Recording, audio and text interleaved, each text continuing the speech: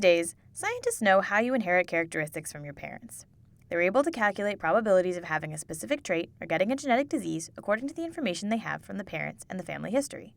But how is this possible? To understand how traits pass from one living being to its descendants, we need to go back in time to the 19th century and a man named Gregor Mendel. Mendel was an Austrian monk and biologist who loved to work with plants. By breeding the pea plants he was growing in the monastery's garden, he discovered the principles that rule heredity.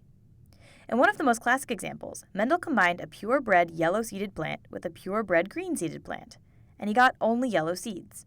He called the yellow color trait the dominant one, because it was expressed in all the new seeds. Then he let the new yellow-seeded hybrid plants self-fertilize, and in this second generation he got both yellow and green seeds, which meant that the green trait had been hidden by the dominant yellow. He called this hidden trait the recessive trait. From those results, Mendel inferred that each trait depends on a pair of factors, one of them coming from the mother and the other from the father. Now we know that these factors are called alleles and represent the different variations of a gene. Depending on which type of allele Mendel found in each seed, we can have what we call a homozygous pea, where both alleles are identical, and what we call a heterozygous pea, when the two alleles are different. This combination of alleles is known as genotype, and its result, being yellow or green, is called phenotype. To clearly visualize how alleles are distributed amongst descendants, we can use a diagram called the Punnett square. You just place the different alleles on both axes, and then you figure out the possible combinations.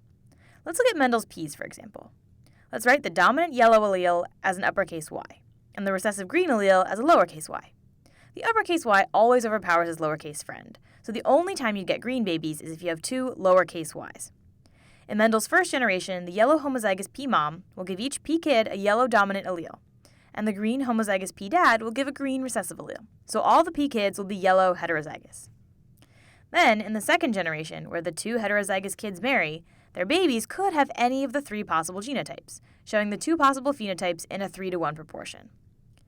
But even peas have a lot of characteristics. For example, besides being yellow or green, peas may be round or wrinkled. So we could have all these possible combinations: round yellow peas, round green peas, wrinkled yellow peas, and wrinkled green peas. To calculate the proportions for each genotype and phenotype, we can use a Punnett square too. Of course, this will make it a little more complex. And lots of things are more complicated than peas, like, say, people. These days, scientists know a lot more about genetics and heredity, and there are many other ways in which some characteristics are inherited, but it all started with Mendel and his peas.